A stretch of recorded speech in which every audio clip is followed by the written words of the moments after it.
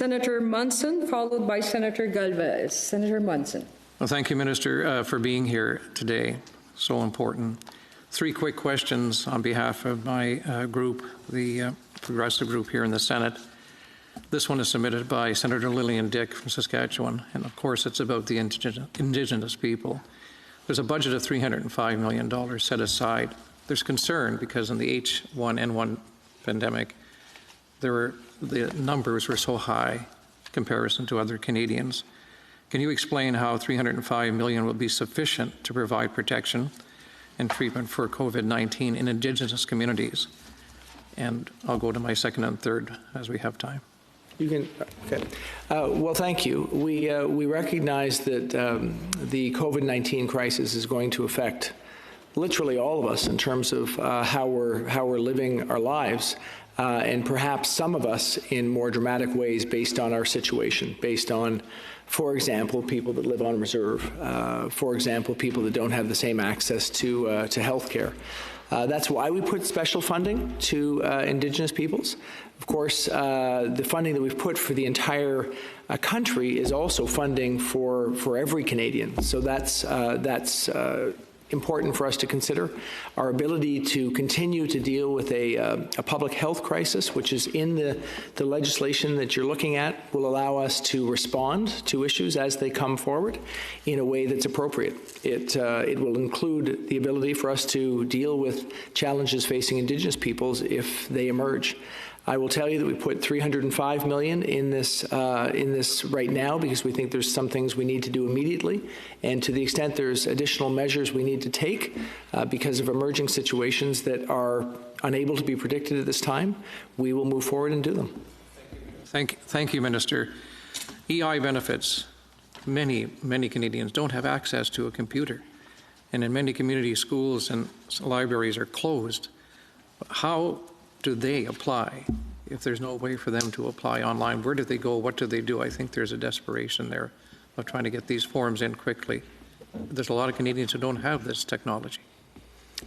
Well, first of all, there are going to be multiple challenges because there's many people who aren't in the EI system. I think, as you know, there's about 5.7 million of the 19 million Canadian workers who aren't in that system.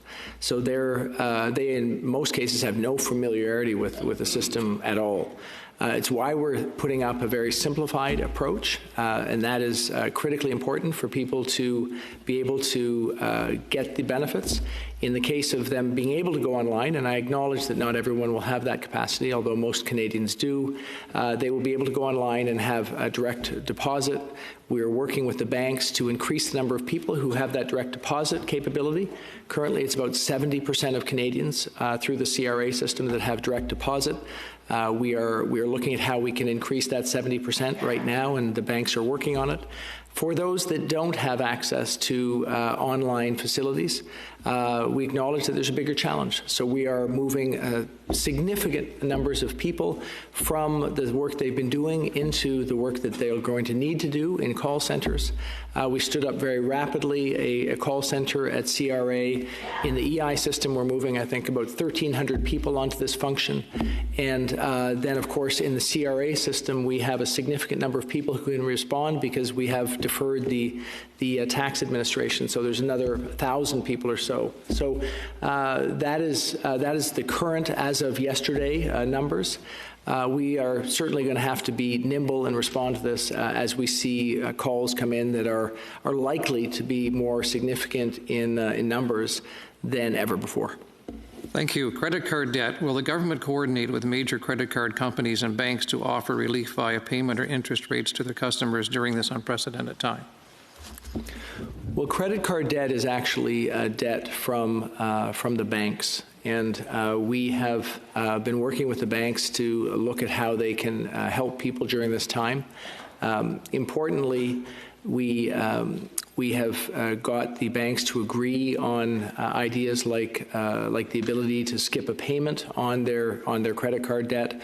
Or, I mean, there's really three kinds of debt that are in the unsecured category or in similar to credit card debt. So there'd be credit card debt, auto loan debt, and unsecured loans. and the banks have developed protocols so people can actually skip debt payments, and we're working to ensure that they're communicating that to Canadians. We're also looking at other ways that we can be supportive, but that's an important start.